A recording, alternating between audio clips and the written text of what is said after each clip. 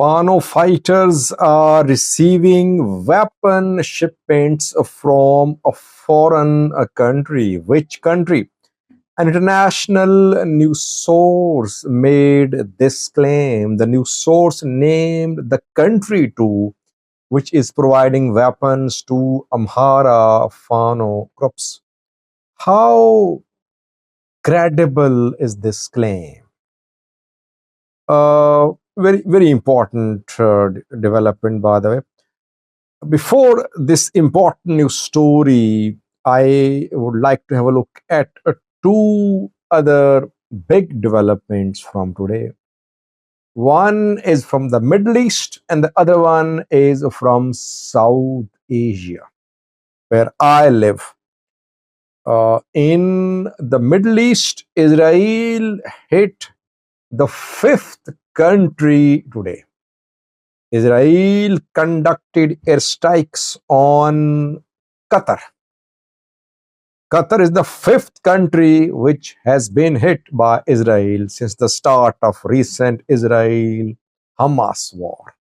Iran hit, Libya hit, not Libya, Iran hit, Iran was hit, Syria was hit, Lebanon was hit, Yemen was hit, and now Qatar has been hit. From Nepal, we have a new story about an uprising there. Let's start from Nepal. Nepal is a small country in South Asia. South Asia is where India is located, where Pakistan is located. South Asia has countries like Pakistan, India, Sri Lanka, Bangladesh, Bhutan, Maldives, Nepal, etc. A few months ago, an uprising happened in Sri Lanka. People took the streets, they stormed the building of the parliament, and they forced the removal of the government. Similar uprising happened in Bangladesh too. Third country in South Asia is seeing a similar uprising, and that is Nepal. In Nepal, protests have been ongoing, and today protesters stormed the parliament.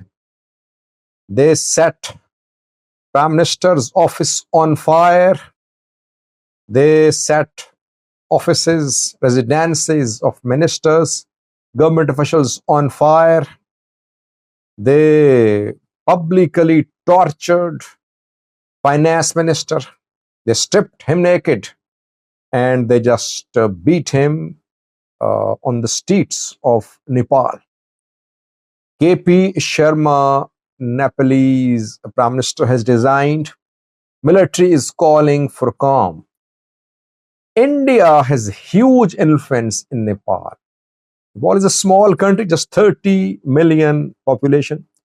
Its neighbor India is a very big country in terms of area, in terms of population. Generally, governments in Nepal are under the influence of Indian government.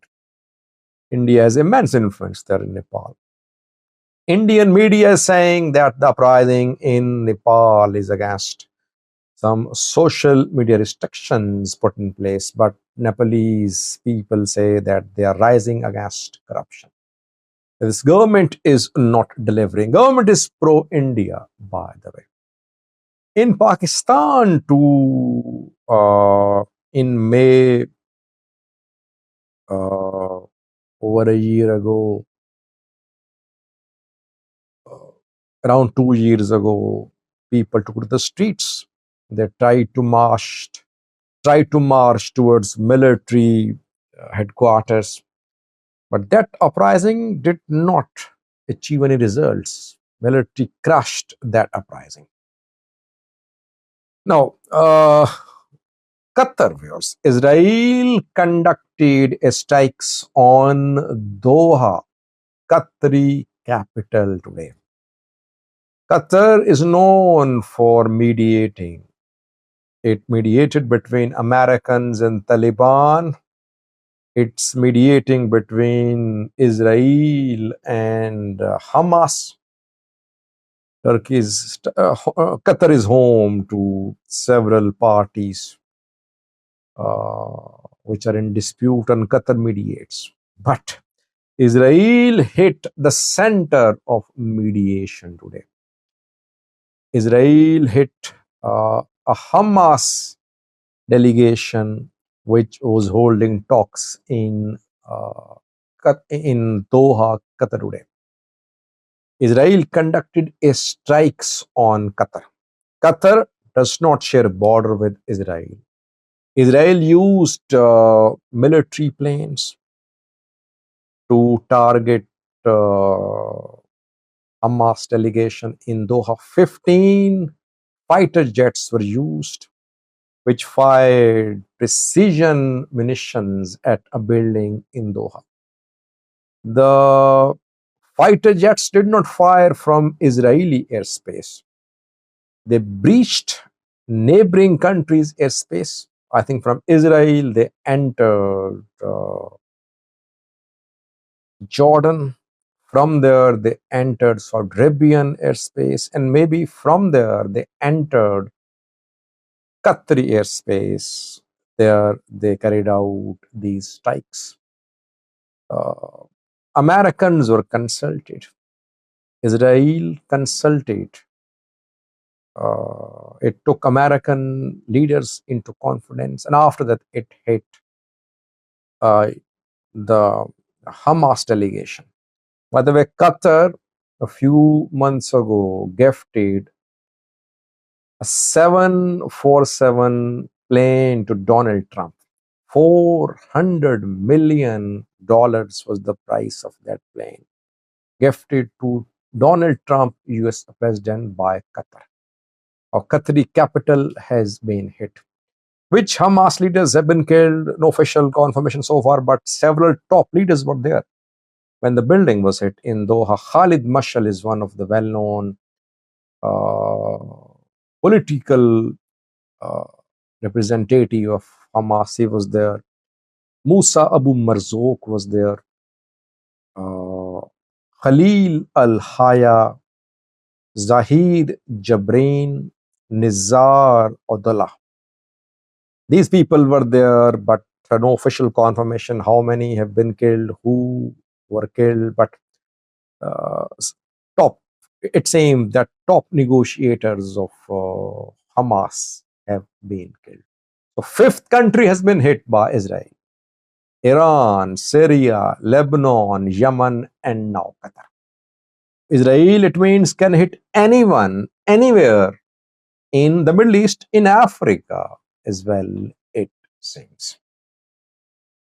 Last viewers, Fano fighters are receiving weapons from a country. Which country is providing weapons to Fano fighters? Why?